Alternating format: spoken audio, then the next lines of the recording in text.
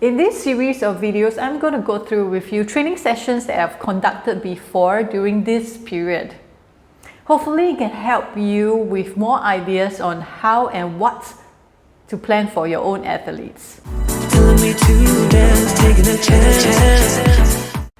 Today we are going through an online Hiit session that I previously conducted. I like to put my own spin and twist into very simple drills. Okay, very often I will incorporate mental skills inside. So here is one example. Check it out. Before we begin, maybe just to highlight here that I will usually have warm-up, main activities and cool-down for my session. But you will notice here that I didn't state any. But that doesn't give you the excuse not to include. It only means that I've asked my athletes to do their own mobility and prehab routine that we have established, and by the time they come online, they are all ready. Same for cool down after main activities. I would have had a debrief with them, and particularly this session, and then set them offline to do their own cool down. So looking at here, you can see that I'm asking everyone to nominate one item to add into our Hiit list. So sometimes I will prepare the Hiit list myself, but this time I wanted to get my athletes more invested and get creative. So I asked everyone to contribute. They can nominate anything from fitness like lunges, jump squats, to skills like leap and land, back pedal and jump, to elements of like Muay Thai or dances. As you can see here, I also got myself involved as they were choosing mostly fitness components. And I wanted to get them out of that box, and know that as long as it's high intensity, it can be anything. I detected the work-rest ratio, as you can see from here. This part, I wanted to make sure it's challenging enough for them without going overboard. So this would be just nice for this bunch. There's also the 1 minute break in between each set. For you, I think you can gauge this part for yourselves, your athletes. If let's say they are younger and haven't tried HIIT, I would suggest a work rest ratio of maybe 2:1, like 30 seconds, 15 seconds break, 2 sets, before building it up progressively. Another tip here is that I used a fitness app called Hiit to help me keep track of the timing so that I could really focus on giving technical feedback. Well, believe it or not, it also allowed me to play Spotify in the background, which I did, and that makes a difference to pump up the mood and intensity and certainly make the session more enjoyable. I mentioned how I've used apps to help me with trainings in another video, so I'll provide the link here. You can check that out, right? We went ahead with hitting ourselves. For the first 2 sets, I make sure they were working through the exercises like they are meant to. So I gave a lot of technical feedback like swing arms to jump higher, encouragement, affirmations like, good push guys, keep going. That was a nice jump, Rihanna. For them to push harder so that I can set the stage for later.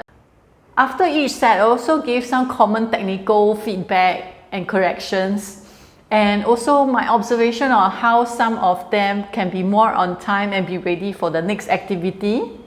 Provided some guiding questions on how they did for this particular set and what can they do to improve for the next set.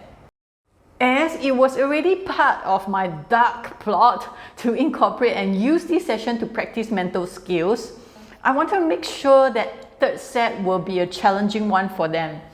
Challenging enough such that, thoughts of giving up, what did I sign up for, comes up.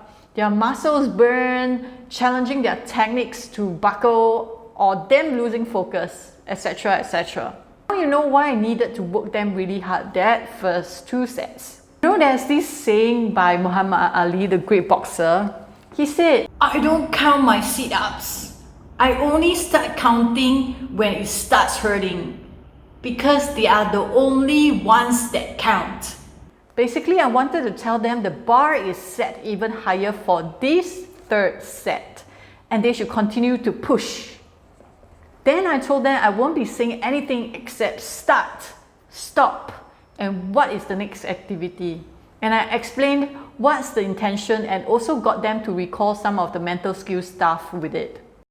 So third set, I basically left them to their own headspace, their self-talk, their ability to motivate themselves, and how they can help themselves to bite through the pain and burning muscles. Next comes the most important part, which is the debrief, where most of the coachable moments happen.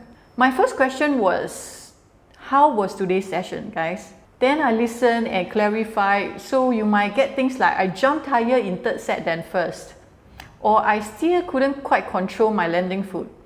All these answers are great, and I could add my observation relating all these technical corrections when they say all these things. Then I would ask, how was the third set then? Especially having to handle it on your own. From there, you will realize that there are many insights to what they find useful, or if they experience difficulty to persevere through, or what are their self-talk like, and how they motivated themselves or not. Did they practice positive self-talk, visualization, or recall their goals to get through? And remember, I took notes. So I also added my observation like, I noticed faces crunching up, guys, but still I saw you persevere on.